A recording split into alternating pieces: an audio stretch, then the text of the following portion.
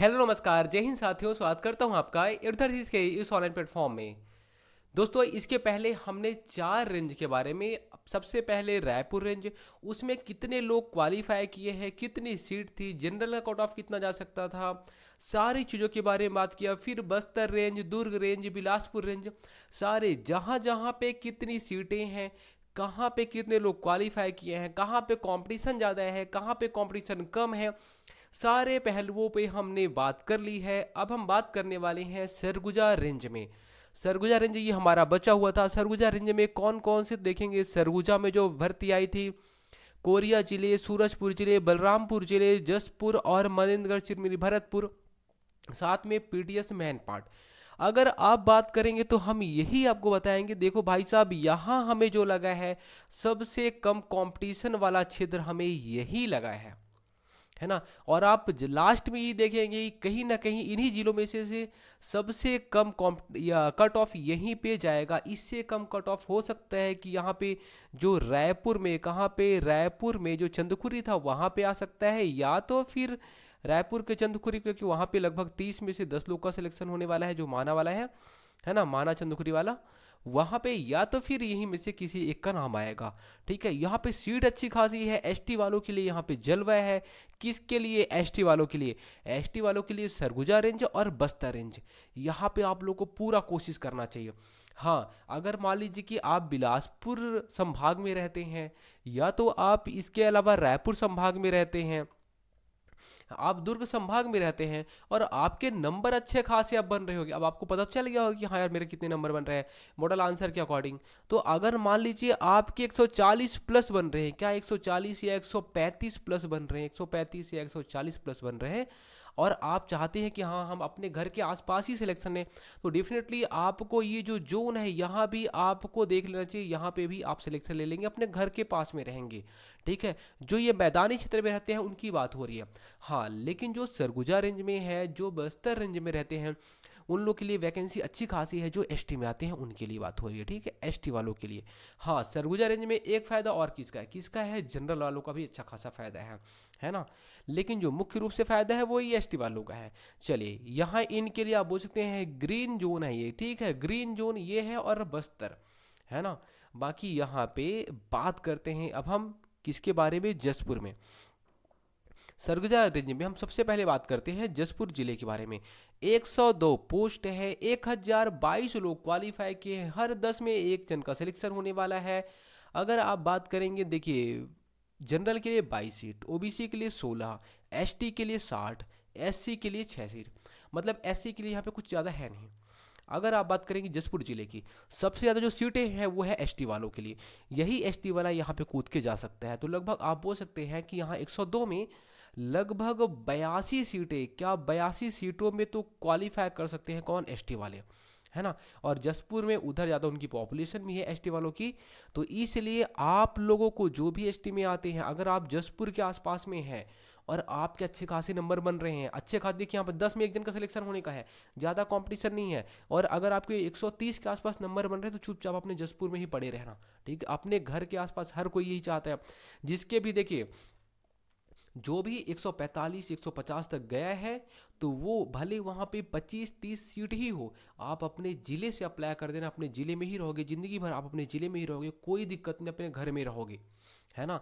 तो जिसका 145 150 155 160 नंबर आ रहा है, चुपचाप अपने ज़िले में रहना। ठीक है, बाहर जाने की जरूरत नहीं, क्योंकि एक टाइम के बाद ऐसा लगता है कि हम अपने घर वालों के साथ रहें, अपने माँ बाप के साथ रहें। इसलिए आप इस चीज़ को थोड़ा सा ध्यान दे देना, है ना। देखिए, जो अगर यहाँ पे जिनका भी एसटी में है, और एसटी में अगर उनके 130 नंबर के आसपास बन रहे हैं, ठीक है, ये तो हम एकदम सेफ बता रहे हैं, 130 नंबर अगर आपके बन रहे हैं, तो आप चुपचाप अपने जसपुर में रहना। इसमें देखिए, इसमें 12 में से एक जन का सिलेक्शन होने वाला है सरगुजा में। ठीक है, यहाँ भी देखिए एसटी की अच्छी खासी सीट है, कोरिया में भी एसटी की ही सबसे ज़्यादा सीट है। ठीक है, तो यहाँ पे अगर हम कट ऑफ की बात करेंगे कि कट ऑफ क्या हो सकता है, तो जनरल वालों के लिए यहाँ पे कट ऑफ अच्छा खासा जाएगा। अगर आपके 132 प्लस हैं, तभी आप इधर आसपास देखना। ठीक है, ओबीसी के लिए बात करते हैं, ओबीसी के लिए, क्योंकि देखिए यहाँ पे जो सिलेक्शन होगा मुख्य रूप से होगा एसटी वालों का। ठीक है, ओबीसी के लिए भी लगभग 128 जा सकता है। और इसके अलावा देखिए, ओबीसी वाले यहाँ पे कम जाएंगे, तो सीधी बात 128 में लगभग उनका हो जाएगा, आराम से हो जाएगा। एसटी वालों के लिए 122 प्लस अगर आ रहा है तो आप यहीं पे पढ़ना, आराम से आपका सिलेक्शन होगा। सरगुजा की बात करते हैं, सरगुजा में जो कट ऑफ जा सकते हैं, हर 12 में एक जन का सिलेक्शन होने को है। जनरल की जो कट ऑफ जा सकती है वो 130 के आसपास जा सकती है। ओबीसी का भी यही लगभग 128 के आसपास में ही रहेगा, और एसटी का जो कट ऑफ जाएगा वो थोड़ा सा यहाँ से ज़्यादा जाएगा, ठीक है। यहाँ 122 हमने बोला है, यहाँ पे जरूर आपको लगभग 124 आप मान सकते हैं। 124 में एकदम आप क्लियर कर सिलेक्शन ले लेंगे।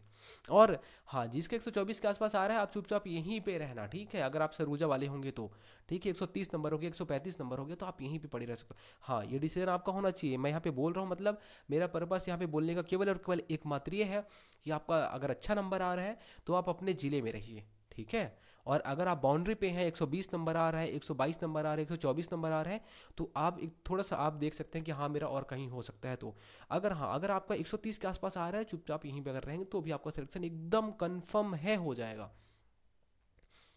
देखिए उसके बाद एससी की बात करते हैं। एससी में एकदम कुछ है नहीं इसमें, तो एससी वालों के लिए लगभग वही आप 124 ही मान के चलिए, अगर 124 नंबर आते हैं तो ठीक है। 4 सीटें हैं, मतलब यहाँ पे कुछ नहीं है एससी वालों के लिए। कोरिया की बात करते हैं, 180 लोग क्वालिफाई किए हैं, हर 8 में एक दिन का सिलेक्शन होने को है, 22 सीटें हैं। यहाँ भी आप कट ऑफ अगर बात करेंगे, कट ऑफ आप उतना ही मान के चलिए 132 के आसपास में, ठीक है। ओबीसी का भी 130 के आसपास मान के चलिए, और इसके अलावा 130 यहाँ पे मान के चलिए, 128 यहाँ पे मान के चलिए, और इसके अलावा एसटी की बारे में बात करें तो एसटी का लगभग 122 के आसपास में जाएगा, क्योंकि देखिए ज़्यादा लोग हैं नहीं। 180 में 22 सीट, मतलब एकदम आराम से सिलेक्शन हो रहा है, ठीक है। टेंशन वाली बात नहीं है। 100 जिसका भी इसके आसपास सीट नंबर आ रहा है वो आराम से यहाँ पे सीट ले लेंगे। बलरामपुर भाई साहब, यहाँ तो जलवा है। किसका जलवा है भाई साहब? एसटी वालों का। अगर आप बलरामपुर के आसपास में रह रहे हैं, और बलरामपुर क्यों होंगे आपके, अगर कितने 130 के आसपास नंबर में रहे, एसटी की बात हो रही है और किसी के बारे में अभी बात नहीं करूंगा मैं, क्यों, यहाँ पे जलवा एसटी वालों का है। चलिए कट ऑफ के बारे में बात ही अब कर लेते हैं। जनरल के लिए यहाँ पे जो कट ऑफ जा सकते हैं वो 132 के आसपास जा सकता है, क्योंकि यहाँ पे लोग ज़्यादा हैं तो कट ऑफ थोड़ा सा ज़्यादा जरूर जा सकता है, और जो जाएगा भी तो एसटी वाले थोड़ा सा यहाँ पे आ सकते हैं, ठीक है, जिसका अच्छा नंबर है, तो इसलिए आपको थोड़ा ज़्यादा स्कोर करना पड़ेगा। 130 में आपका काम नहीं चलेगा, 128 में आपका काम बहुत मुश्किल से चलने वाला है, ठीक है। अगर हम ओबीसी की बात करें तो ओबीसी में भी लगभग 128 के आसपास में सिलेक्शन हो जाएगा। एसटी के बारे में बात करें भाई साहब, इनके लिए जलवा है। यहाँ पे 122 में आपका श्योर शॉर्ट सिलेक्शन हो जाएगा, है ना। क्योंकि देखिए उधर ज़्यादा हमारे पास मतलब इंफ्रास्ट्रक्चर नहीं रहते, एजुकेशन उतना ज़्यादा नहीं रहता, इस वजह से 122 के आसपास में आपका आराम सिलेक्शन हो जाएगा, ठीक है। और इसके बाद हमारा बचता है एससी। एससी में आप 125 के आसपास मान के चलिए। कट ऑफ के बारे में बात करते हैं अब हम सर। सूरजपुर में 141 सीटें हैं, 1549 लोग यहाँ पे क्वालिफाई किए हैं, हर 11 में से एक जन का सिलेक्शन होने को है। देखिए इसमें जनरल का अच्छा खासा सीट है। जनरल के लिए अगर कट ऑफ देखें तो 130 अगर आप लाते हैं तो यहाँ पे आप सेफ हैं। 130 में एकदम आप आराम से पोस्ट उठा लोगे, ठीक है। ओबीसी के लिए भी अगर आपको 129 के आसपास आता है, 128 नंबर आता है, तो आप यहाँ पे पोस्ट उठा लोगे। और एसटी के लिए यहाँ पे और देखिए 63 सीटें हैं, ठीक है। 63 मतलब आप आराम से 120 से 122 के आसपास, 120 से 122 के आसपास में है तो पोस्ट उठा लेंगे आप, ठीक है। 120 से 122। और एससी के बारे में तो यहाँ पे 7 सीटें हैं, मतलब यहाँ पे ज़्यादा बात करने का कोई मतलब है नहीं है, ठीक है। 125 नंबर आपको लाना पड़ेगा अगर आप यहाँ से क्वालिफाई किए हैं तो।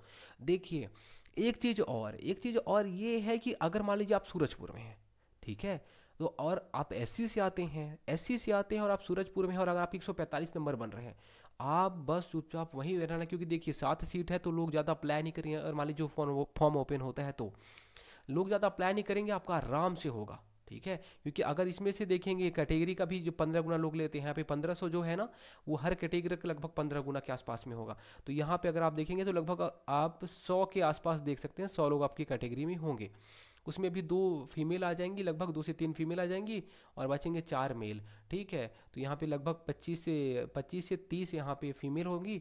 लगभग 60 में से आपको 4 में रैंक लाना पड़ेगा। उतना ज़्यादा नहीं है, आराम से आप यहाँ भी आ सकते हैं और आप जनरल में भी आ सकते हैं। तो आपका अगर 145 से ऐसा कुछ नंबर है, आप बिंदास अपने वहीं पे रहना, जबरदस्ती का कहीं और मत जाना। एमसीबी की देखिए, मनेंद्रगढ़ चिरमिरी भरतपुर 100 सीट है, 636 लोग क्वालिफाई किए हैं, हर 6 में एक दिन का सिलेक्शन हो रहा है।